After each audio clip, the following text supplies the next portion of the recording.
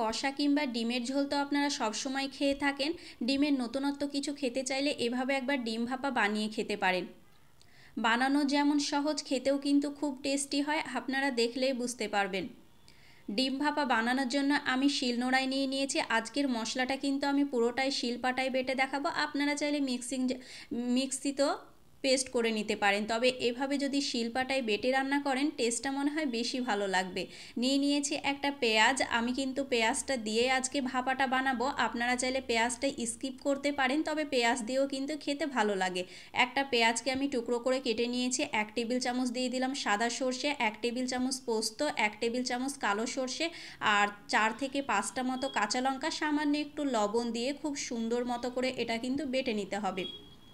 আর সর্ষে পোস্ত কিন্তু শিলনোড়ায় বেটে নিলেই কিন্তু টেস্টটা খুব ভালো আসে। সে কারণে বলছি, বাড়িতে যদি এইরকম শিলপাটা থাকে তাহলে কিন্তু আপনারা শিলপাটাতেই বেটে নিতে পারেন। সে কারণে আমি আজকে শিলপাটায় বেটে নিলাম, মিক্সিতে আর বাটলাম না। আর যদি বাড়িতে না থাকে তাহলে কিন্তু আপনারা মিক্সিতেও বেটে নিতে পারেন।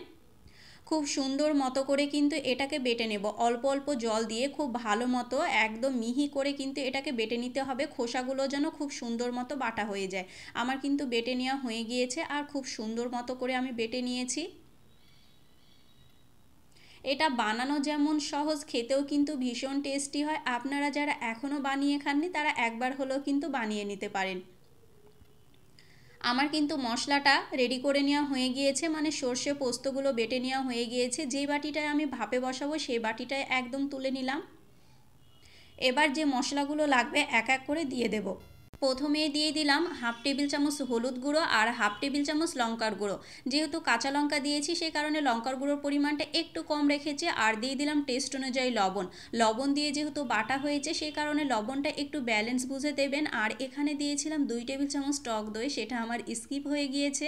ওই 2 টেবিল চামচ টক দই দিয়ে দিলেই হয়ে যাবে। আর দিলাম 2 থেকে 3 টেবিল চামচ, মানে ওই 3 টেবিল চামচ মতো সরষের তেল। মশলাটাকে খুব ভালো মতো মিশিয়ে নিতে হবে। আমি এই তো মশলাটাকে কিন্তু খুব সুন্দর মতো করে মিশিয়ে নিচ্ছি। মশলাটা মেশানো হয়ে গেলে এখানে আমি ডিমটাকে আগে থেকে সেদ্ধ করে নিয়েছিলাম। সামান্য একটু লবণ দিয়ে কিন্তু ডিমগুলো সেদ্ধ করে নিলে খোসাটা ভালো মতো উঠে চলে আসে। এবার ডিমগুলোকে এভাবে কিন্তু ছিদ্র করে দিতে হবে। এভাবে যদি ছিদ্র করে দিয়ে ভাপে দেওয়া যায় তাহলে খুব সুন্দর মতো মশলার ফ্লেভারটা ভেতরে ঢুকে যায় আর খেতেও ভালো লাগে। সে কারণে আমি বেশ কয়েকটা জায়গা কিন্তু এরকম করে ছিদ্র করে দিলাম। এবার মশলার সঙ্গে ডিমটাকে খুব ভালো মতো মিশিয়ে নিতে হবে। আমি কিন্তু মশলার সঙ্গে ডিমটাকে খুব সুন্দর মতো করে মিশিয়ে নিয়েছি। ভালো মতো মেশানো হয়ে গেলে আমি আবারও ওপর দিয়ে দিলাম 3 টেবিল চামচ মতো, ওই 3 টেবিল চামচ মতো দিলেই হয়ে যাবে, 3 টেবিল চামচ মতো সরষের তেল। আর দিয়ে দিলাম 2টো কাঁচা লঙ্কা, চাইলে কাঁচা লঙ্কাটা চিড়েও দিতে পারেন, আমি গোটা দিয়েছিলাম।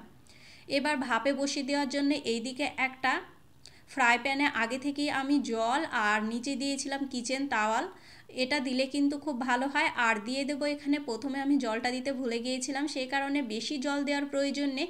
ওই মাত্র আমি 3 টেবিল চামচ মতো কিন্তু জলটা দিয়েছিলাম।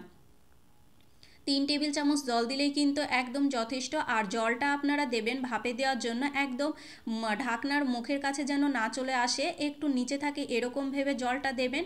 আর প্রথম 2 থেকে 3 মিনিট গ্যাসের আঁচটা হাই ফ্লেমে রান্না করবেন। আর বাদ বাকি কিন্তু প্রায় 10 থেকে 12 মিনিট গ্যাসের ফ্লেমটা একদম লো ফ্লেমে রান্না করলেই কিন্তু এই টেস্টি ডিম ভাপা একদম রেডি হয়ে যায়। এবার পুরোপুরি ঠান্ডা হয়ে এলেই আপনাদেরকে খুলে দেখাচ্ছি। দেখুন ঠান্ডা হয়ে যাওয়ার পর কিন্তু একদম কতটা ইয়ামি লাগছে, আর গ্রেভিটাও কিন্তু অনেকটাই ঘন হয়ে এসেছে। এইরকম ডিম ভাপায় খেতেই কিন্তু ভালো লাগে। গরম গরম ভাতের সঙ্গে যদি এইরকম ডিম ভাপা থাকে তাহলে কিন্তু আর কিছুই লাগবে না। রেসিপিটা কেমন লাগলো অবশ্যই কমেন্ট করে জানাবেন। আর ভালো লাগলে কিন্তু লাইক শেয়ার করতে ভুলবেন না। আর বাড়িতে একবার হলেও বানিয়ে খেতে পারেন।